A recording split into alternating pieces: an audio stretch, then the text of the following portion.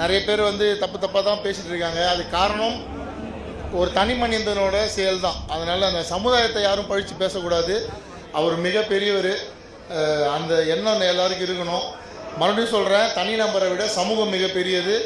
அது எல்லாரையும் நல்ல செய்றவங்களை கொண்டாடும், கெட்டது செஞ்சா தூக்கி போட்டு மிதிக்கும். அது எல்லாருக்கும் பொருந்தும். அரசாங்கம் வந்து எதை வச்சு செயல்படுறாங்க, திட்டங்களை வகுக்கிறாங்கன்னு பார்த்தோம்னாக்க, இந்திய கான்ஸ்டிடியூஷன் படி அனைவரும் சமம் என்ற கோட்பாட்டின் படி தான் இந்த இடஒதுக்கீடு சிஸ்டம் வந்து கான்ஸ்டிடியூஷன்ல கொண்டுட்டு வந்திருக்காங்க. சிஸ்டமே அதை பேஸ் பண்ணி தான். ஆனா இந்த சாதி வேணும்னு சொல்லி கேக்குறவங்க, பிற்படுத்த சாதிக்காரங்கன்னா அவங்களுக்குன்னு ஒரு சாதி கட்சி ஒண்ணு வச்சுக்கிறாங்க.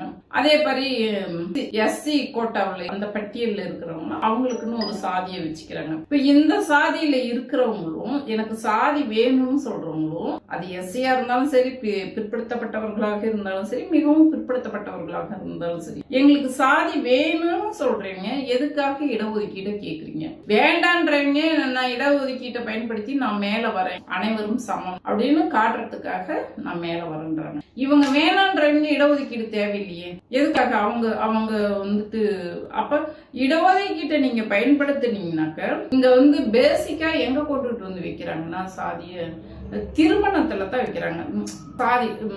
சாதி மாத்தி திருமணம் பண்ணக்கூடாதுன்ற அதுலதான் அவங்க வந்து பிரச்சனையே சொசைட்டிக்குள்ள வருது. அப்போ இங்க பிரச்சனை வருதுன்னா, உங்க இடத்துல இருந்து பொதுவெளிக்கு வரும்போது தான் ஒருத்தருக்கு ஒருத்தர் பார்த்துக்கக்கூடிய ஒரு சூழ்நிலை ஏற்படுது.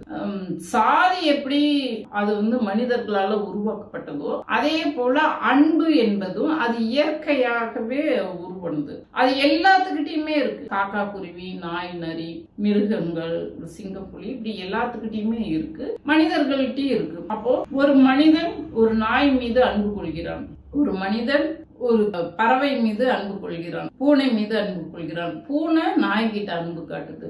அப்போ அன்புன்னும் போது யாருக்கும் யார் கூட வேணாலும் அன்பு வரலாம், காதல் வரலாம். அது இயற்கையானது, இயல்பானது, ரொம்ப ஈஸியா வரக்கூடியது. அது வந்து ஒரு கஷ்டமும் இல்ல. அன்பு எப்படி சோறு, எப்படி பசிச்சா சோறு தின்றோமோ அது போலதான் காதலும், அது போலதான் எல்லாமே. அது ரொம்ப இயல்பா ஈஸியா வரக்கூடியது. இவங்க வந்து நீ அடுத்த சாதிக்காரனை காதலிக்க கூடாது, அடுத்த சாதிக்கார பொண்ணு காதலிக்க கூடாது, இப்படி கட்டுப்பாடு விதிக்கிறாங்க.